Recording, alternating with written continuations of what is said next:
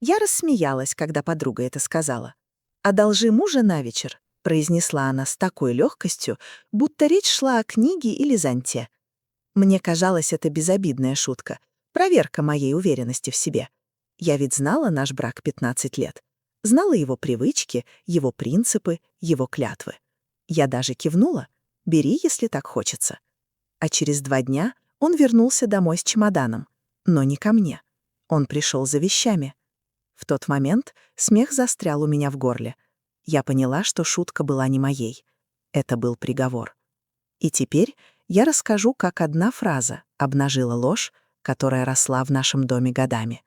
Как я перестала плакать и начала действовать. Я рассмеялась, когда подруга это сказала.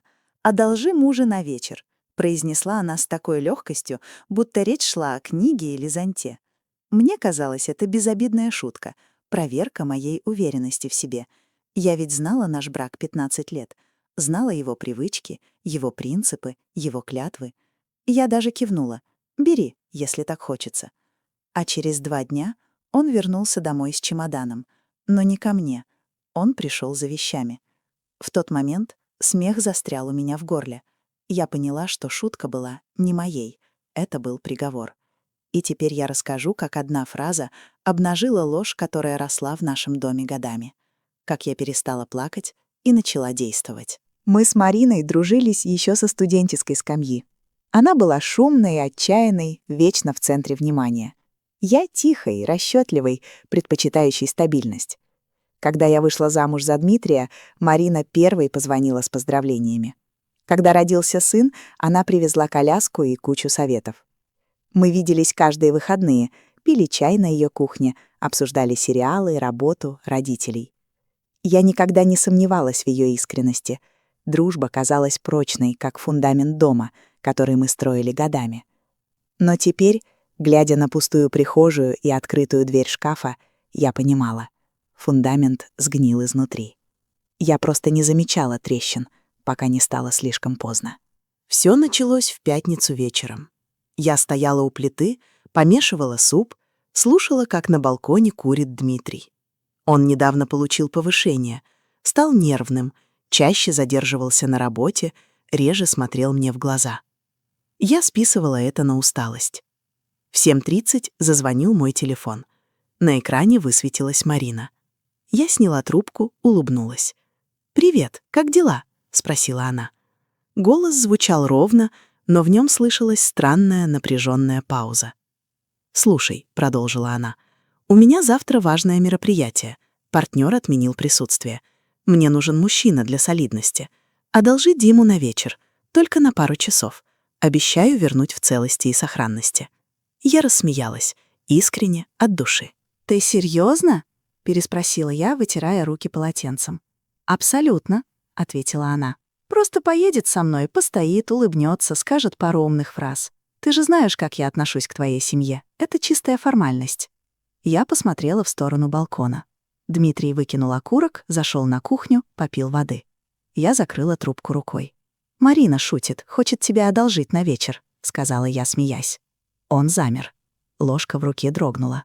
В его глазах на секунду мелькнуло что-то неуловимое. Страх или предвкушение? Потом он хмыкнул. «Пусть берет, если тебе не жалко». Я повесила трубку. «Она согласилась?» — спросил он. Я кивнула. «Отлично, я поеду». В тот момент я не придала значения его тону. Думала, он просто хочет помочь подруге. Глупая ошибка. Суббота наступила быстро. Дмитрий уехал в 10 утра, поцеловал меня в лоб, сказал, что вернется к ужину. Я занималась домашними делами, гладила рубашки, поливала цветы, варила кофе.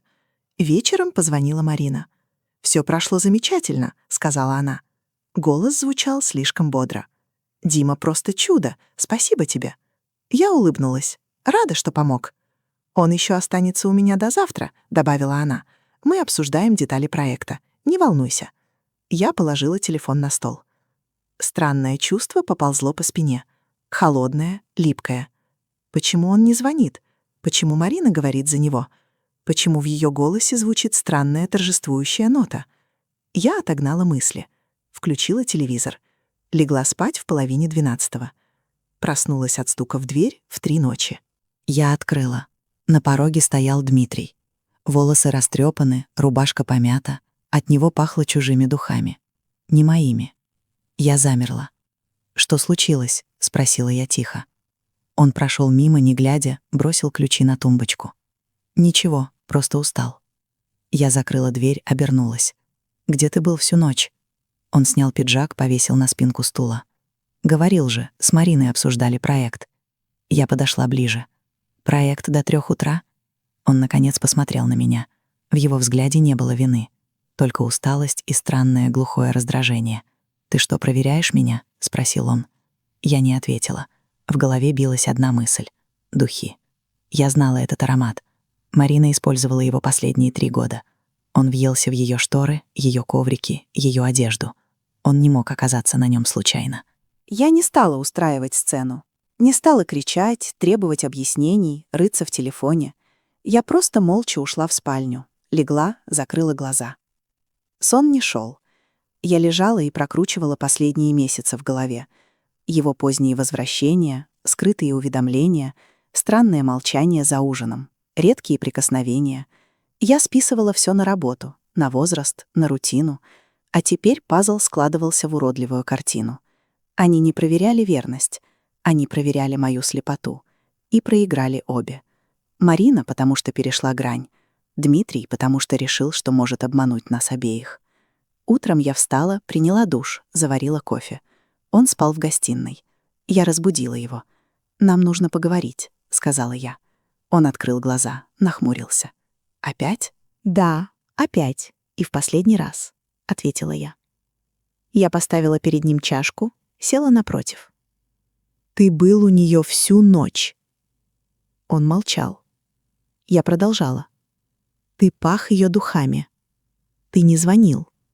Она звонила за тебя. Ты думал, я не замечу». Он вздохнул, потер виски. «Это не то, что ты думаешь». «Я думаю, что ты предал меня», — перебила я. «Не кричи». «Я не кричу. Я констатирую». Он опустил голову. «Мы просто поговорили. О нас. О том, что между нами давно ничего нет. Марина помогла мне это понять». Я рассмеялась. Коротко. Сухо. Помогла понять? Или помогла решить? Он молчал. Я встала, подошла к окну. Ты знаешь, что самое смешное? Я доверяла ей. Я доверяла тебе. Я верила, что брак — это крепость. А вы превратили его в проходной двор. «Ты сама себя обманывала», — тихо сказал он. «Мы давно живем как соседи. Ты в своем мире, я в своем. Марина просто озвучила то, что мы оба боялись признать». Я обернулась. «И для этого тебе понадобилось ночевать у подруги моей молодости?» Он пожал плечами. «Это вышло случайно». «Случайно пахнет чужими духами? Случайно исчезают сообщения? Случайно ты улыбаешься ей, когда думаешь, что я не вижу?» Он помолчал. «Да». Это «да» прозвучало как выстрел. Я почувствовала, как внутри что-то обрывается. Не боль, пустота. Легкая, холодная, абсолютная. Я кивнула. «Хорошо. Тогда давай завершим это цивилизованно». Он посмотрел на меня с недоумением. «Ты не будешь плакать?» «Плачу я дома», — ответила я. «Теперь пора собирать вещи». Он собирался 2 дня. Брал только необходимое — одежду, ноутбук, инструменты, книги. Я помогала ему упаковывать коробки. Не из доброты, из желания ускорить процесс. Каждую вещь я складывала аккуратно, как будто собирала его не в новую жизнь, а в музей прошлых ошибок. Он молчал, я молчала. Между нами стояла стена из недосказанности и взаимного облегчения. В субботу вечером он поставил последнюю коробку в прихожую. «Ключи?» — спросил он. Я достала их из ящика, положила на стол. «Возьми». Он взял, посмотрел на меня. «Прости». Я покачала головой. «Не надо. Прощение требует раскаяния. У тебя его нет. Ты просто устал от лжи. Я понимаю». Он кивнул, открыл дверь, вышел. Щелчок замка прозвучал как точка. Я прислонилась к двери, закрыла глаза. Впервые за годы я дышала свободно. На следующий день позвонила Марина. «Как он?» — спросила она. Я улыбнулась. «Счастлив? Наконец-то!» Повисло молчание. «Ты не злишься?» — тихо произнесла она. «Злилась бы, если бы хотела его вернуть», — ответила я. «А я не хочу». Она выдохнула. «Я думала, ты устроишь скандал». «Скандалы устраивают те, кто надеется все исправить», — сказала я. «Я уже все исправила». Повесила трубку. Выключила телефон. Налила вина. Села у окна. Смотрела, как закат окрашивает небо в багровые тона. Я не чувствовала победы. Чувствовала усталость. Но усталость, после которой наступает покой. 15 лет я играла роль идеальной жены. 15 лет я закрывала глаза на трещины. Теперь я их вижу. И мне это нравится. Прошел месяц. Я сменила замки, переклеила обои, выбросила его старые кроссовки и забытые в шкафу футболки, купила новые шторы, повесила картины, которые нравятся мне, а не нам. Начала ходить в бассейн, записалась на курсы итальянского, перезвонила старой подруге из института, с которой не общалась 10 лет. Жизнь не остановилась. Она просто сменила направление. Сын звонил чаще, приезжал на выходные, помогал с ремонтом, смеялся моим шуткам. Он не задавал вопросов про отца. Я не жаловалась. Мы просто жили. Впервые за долгое время, честно. Иногда я ловила себя на мысли, что скучаю не по нему, а по иллюзии, что мы вместе навсегда. Но иллюзии не стоят слез. Они стоят только времени. А время я научилась ценить. Вчера я встретила их в супермаркете. Они шли по соседнему ряду, держась за руки, смеялись над чем-то. Он выглядел моложе, она счастливее. Я остановилась, взяла с полки пачку кофе, посмотрела на них. Ни злости, ни обиды, только спокойное наблюдение. Они заметили меня. Он побледнел. Она натянуто улыбнулась. Я кивнула, повернулась, пошла к кассе. На выходе меня догнал его голос. «Лена, подожди». Я обернулась. «Что?» Он смотрел на меня с какой-то странной, растерянной надеждой. «Ты выглядишь хорошо». «Спасибо», — ответила я. «Ты тоже». Он открыл рот, чтобы сказать что-то еще, но передумал. Кивнул, вернулся к ней. Я вышла на улицу, вдохнула холодный воздух. Впервые за много лет я поняла, предательство не разрушает жизнь. Оно освобождает место для настоящей. Сегодня я сидела на кухне, пила чай, читала книгу. Солнце падало на стол, освещая страницы. Я закрыла книгу, посмотрела в окно. Птицы клевали крошки на подоконнике. В доме было тихо. Не пугающе тихо, умиротворяюще. Я взяла блокнот, открыла чистую страницу, написала «Что я хочу?» и начала перечислять. Путешествие в Португалию, курс фотографии, собаку, ремонт ванной, все, что откладывала на потом. Теперь потом наступило, и я готова. Не потому, что стала сильнее, а потому, что перестала бояться быть собой. Брак был клеткой, я сама ее заперла. Теперь дверь открыта, и я не собираюсь возвращаться. Если вы сейчас стоите на пороге собственного выбора, если вам кажется, что мир рушится, знайте, рушится не мир, рушатся иллюзии, а на их месте всегда вырастает что-то настоящее.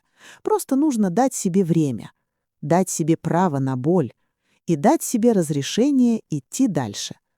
А как бы вы поступили на моем месте? Рассмеялись бы, как я, или увидели бы опасность раньше? Пишите в комментариях. Мне важно знать вашу точку зрения.